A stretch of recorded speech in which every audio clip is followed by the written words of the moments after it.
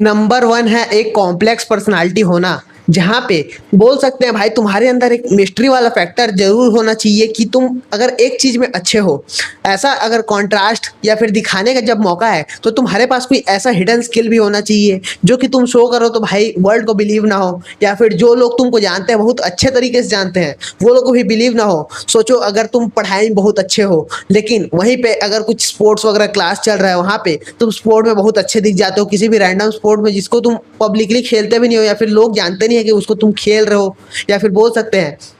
कुछ भी कंपटीशन वगैरह आता है वहाँ पे तुम बहुत खतरनाक ही डांस कर देते हो, कुछ म्यूजिक प्ले कर देते हो, कोई सा भी इंस्ट्रूमेंट तुमको बजाने आता है, या फिर ऐसा कोई एक स्पेसिफिक जो बॉक्स रहता है उसमें अगर तुमको लोग फिट नहीं कर पाए, यानी कि तुम्हारे पास एक कॉम्प्लेक्स या फिर कॉन्ट्रास्टिंग पर्सनालिटी हो जिसको लोग देख के शॉक हो जाए, वो एक एक्स फैक्टर तुम्हारे अंदर लाता है जो कि तुमको बहुत यूनिक बनाता है भाई एज ए इंडिविजुअल। अगर लोग तुमको जज नहीं कर पाएंगे बेसिकली अगर तुम्हारे लुक से, अपीरियंस से, एंड तुम कुछ ऐसा एक चीज करते हो जो कि उनको लुक से तुम्हारे पता नहीं चल रहा, तुमको जज नहीं कर पाएंगे इन सारी चीजों से, तो वो चीजें वो लोग के दिमाग में बहुत लॉन्ग लास्टिंग इंप्रेशन छोड़ के जाता है कि ये आदमी इंटरेस्टिंग है या फिर इंप्रेसिव है। ये इंटरेस्टिंग वाला फैक्टर यहीं से आता है। तो कोई अपना ऐसा इंटरेस्टिंग स्किल जिसको तुम प्रैक्टिस करना चाहते हो उसको साइलेंटली प्रैक्टिस करने चालू कर दो। अब ऐसा नहीं बोल रहा हूँ कि तुमको एकदम छुपा के ही रखना है,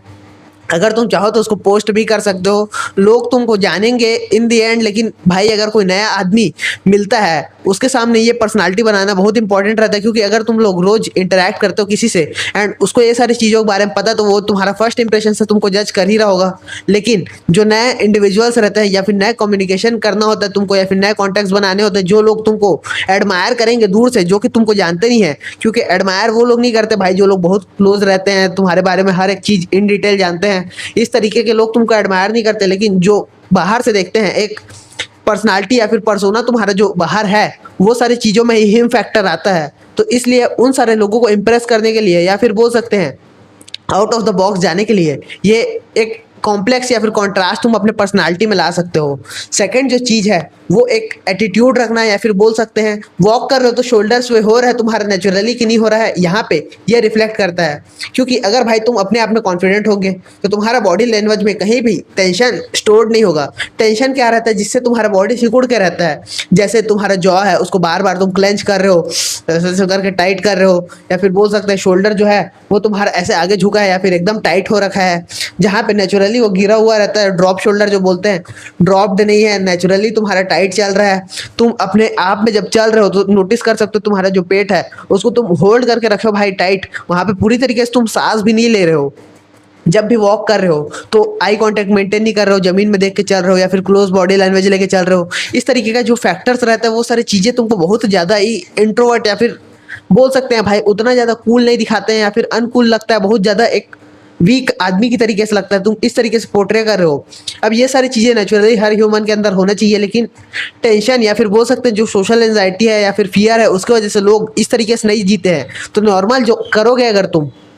इस तरीके का, तो छोटे मोटे सर्कल्स में या फिर जो आसपास तुम्हारे लोग हैं वो तुमको इजीली एडमायर करने लग जाएंगे। अब ये तुम्हारे अंदर बोल सकते हैं जब मैन के अमंग बैठोगे, जो लोग हाई अचीव कर रहे हैं हमेशा अपने लाइफ में, वो सारे लोगों के अंदर ये कॉमन रहता ही है भाई। अगर तुम लोग को उन लोगों के अमंग रेस्पेक्ट चाहिए तो top link in the description check out कर लेना। लेकिन अगर तुम अपने आसपास के लोगों को देखोगे जो लोग ज़्यादा कुछ स्पेशल है नहीं, उन लोगों के सामने तुम्हारा एक शोल्डर स्वे रहेगा, एटीट्यूड रहेगा, तो वो सारी चीज़ें बहुत ज़्यादा इफेक्ट करती है भाई वो लोग को, या फिर बोल सकते हैं तुमको एक लीडर, नेचुरल लीडर की तरीके से देखने चालू कर देते हैं वो लोग। बोल सकते हैं जब मैं अपने क्लास में था, जब 11th क्लास में, तब मेरा बॉडी लैंग्वेज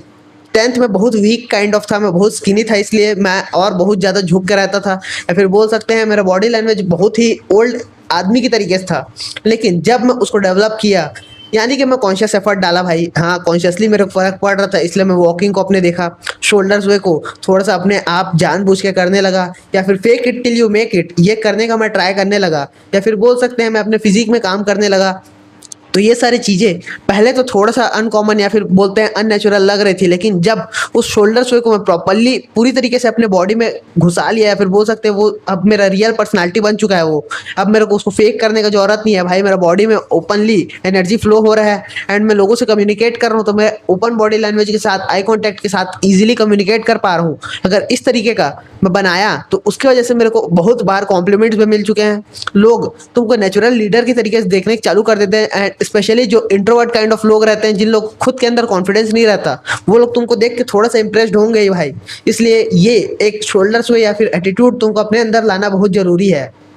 तीसरा जो पॉइंट है वो है एक फिजिकल फैक्टर, उसमें तुम बहुत स्ट्रांग होने चाहिए, या फिर तुम किसी स्पोर्ट में बहुत ज़्यादा स्ट्रांग होना चाहिए हो। अगर तुम नेशनल खेल चुके हो, किसी का स्टेट खेल चुके हो, अब ऐसा नहीं बोल रहा हूँ कि ऐसा ज़रूरी ही है भाई, तुमको कुछ ना कुछ स्पोर्ट में अपना एक बहुत अच्छा इंप्रेशन बना के रखना है। अब जैसे कि मैं बॉडी बिल्डिंग करता हूँ भाई, मैं हर कोई मतलब बॉडी बिल्डिंग आजकल कर ही रहा है, जिम जाना बहुत कॉमन हो चुका है। अगर तुम अभी भी जिम नहीं जा रहे हो तो भाई तुम बहुत बड़े वीक आदमी हो, यहाँ से फक ऑफ हो जाओ, कोई मतलब नहीं है तुम्हारा, क्योंकि ये सबसे इंपॉर्टेंट या फिर फर्स्ट पर्पस रहता है आदमी का, जो कि वो अपने आप के अंदर अपने आप को इम्प्रूव करने के लिए लाता है, जहाँ पे वो फिजिकल अपीयरेंस अपना चेंज करता है। नेचुरली इंडिया में बहुत लोग स्किनी फैट होते हैं, बोल सकते हैं बहुत लोग स्किनी होते हैं, फैट बहुत कम लोग होते हैं। फैट जो लोग होते हैं वो लोग को बहुत ज़्यादा फैट शेमिंग किया जाता है, इसलिए वो लोग पतले होने का ट्राई करते रहते हैं। एंड जो स्किनी लोग रहते हैं वो लोग के अंदर इनसिक्योरिटी तो हमेशा से रहता ही है, इसलिए वो लोग अब तक अपने आप को बिल्ड करने चालू कर चुके हैं। लेकिन अगर तुम अपने आप के अंदर अभी भी कॉन्फिडेंट मान रहे हो, खुद के अंदर काम नहीं कर रहे हो, तो ये चीज़ें फक्ड है भाई। तुमको खुद के अंदर, अब ऐसा नहीं बोल रहा हूँ कॉन्फिडेंट नहीं होना चाहिए, इनसिक्योरिटीज तुमको चाहिए ही चाहिए, लेकिन वो अपने आप को इम्प्रूव करने का या फिर सेल्फ लव दिखाने का चाह तुम्हारे अंदर से होना ही चाहिए। एंड इसलिए कोई ना कोई स्पोर्ट तुमको बहुत ज़्यादा बोल सकते हैं अपने तरफ अट्रैक्ट करता होगा।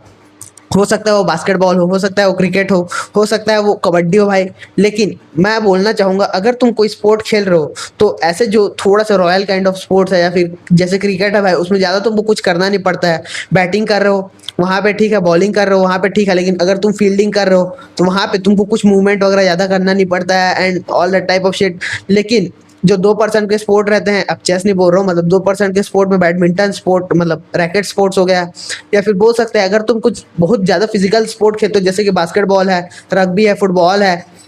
वहाँ पे तुम्हारा बॉडी को प्रॉपरली मूव करना पड़ता है बहुत ज़्यादा। ये चीज़ें तुम्हारे टेस्टोस्टेरोन प्रोडक्शन में भी हेल्प करती है, एंड एज अ मैन तुमको डेवलप करने में मदद करेगा। तो ये एक एक्स फैक्टर यानी कि फिजिकल फैक्टर तुम्हारे अंदर होना चाहिए, जिसकी वजह से तुमको जाना जाए भाई। बोल सकते हैं अगर तुम किसी स्पोर्ट में बहुत ही अच्छे होगे तो उन चीज़ों की वजह से तुमको अपने आसपास के एनवायरनमेंट्स में एडमायर किया जाएगा। अगर तुम बॉडी बिल्डिंग भी कर रहे हो, अगर तुम स्पोर्ट्स नहीं खेल रहे हो अभी के लिए, बोल सकते हैं तुम बॉडी बिल्डिंग भी कर रहे हो, तो अपना फिजिकल जो फिटनेस है उसको बहुत ज़्यादा बल्क अप करने का ट्राई करो, बहुत ज़्यादा कट करने का ट्राई करो, लीन अगर हो रहे हो तो। ऐसा जो बीच में रहता है लीन बल्क, या फिर बोल सकते हैं जो श्रेडेड में पूरी तरीके से बल्क करने का ट्राई करते हैं, ये सारी चीज़ें फक्ड है भाई। तुम या तो एक साइड पे जाओ या फिर मत जाओ। यहाँ पे अगर तुम हाफ एस्ट या फिर डीपोलराइज तरीके से काम करोगे तो वैसे ही लोग तुमको ट्रीट करेंगे। अगर तुमको हिम फैक्टर लाना है तो थोड़ा सा एक पोलराइजिंग इफेक्ट होना चाहिए। बल्क कर रहे हो तो डर्टी बल्क करो ना भाई, वहाँ से जहाँ से तुम मसल मास पूरी तरीके से अपना स्ट्रेंथ खींच पाओ। एंड अगर तुम कट कर रहे हो तो तुम्हारे एब्स प्रॉपर दिखने चाहिए। तुमको 10% में मेंटेन क्या है करना है भाई। अगर कर रहे हो एक सीजन के लिए तो 6% तक, 7% तक, 8% तक प्रॉपर डाइट करके खींचने का ट्राई करो। सारे नॉलेज तो इजीली अवेलेबल है। अगर तुम वैसा एक चैलेंज लेते हो अपने आप के लिए तो वो चैलेंज ही तुमको इम्प्रूव होने में भी मदद करता है एज ए पर्सन। तो ये सारी चीज़ें अपने दिमाग में रखो, एंड हिम बनने के लिए ये 3 चीज़ें तुम लोग को बहुत हेल्प करेगा। अगर तुम लोग को और इन डिटेल जानना है बहुत सारी चीज़ों के बारे में, या फिर बोल सकते हैं मैन के अमंग तुमको रेस्पेक्ट कैसे मिल पाएगा, और तो top link in the description check out कर लेना। मिलते हैं अगले वीडियो में, तब तक के लिए गुड बाय।